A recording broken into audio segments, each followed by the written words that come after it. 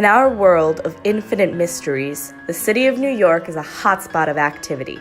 With so many thousands of people passing you by every day, it's hard not to question those around you, and just what may lie beneath the surface. When we die, no one really knows what happens.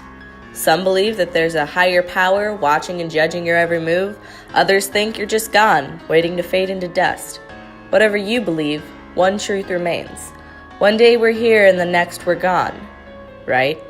To try and answer the question of where we go, there's no better place to look than right here in New York City. In the city that never sleeps, with so many wandering souls, living or otherwise, something's bound to break. Nestled between the quiet brownstones of Greenwich Village, 4 West 14th Street might be the perfect case study.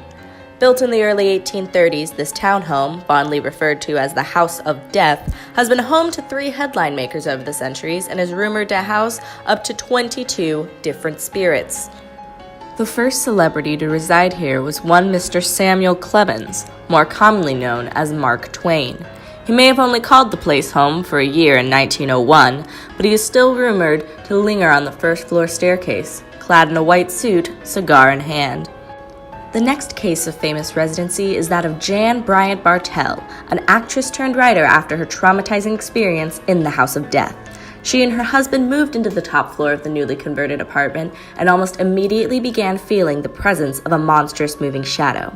After a year of experiences, which she details in her book Spindrift, such as moving objects, cold spots, crashing glass, and the smell of death, the Bartells could take it no more and were forced to move next door, where Jan continued to have vivid, violent dreams for another year and a half.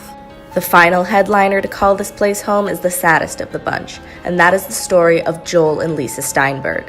One early November morning, 1984, found the quiet street awake with anticipation as the townhome was raided to find Joel, a former criminal defense attorney, with his illegally adopted 6-year-old daughter Lisa, beaten and chained to a playpen in a pile of her own filth.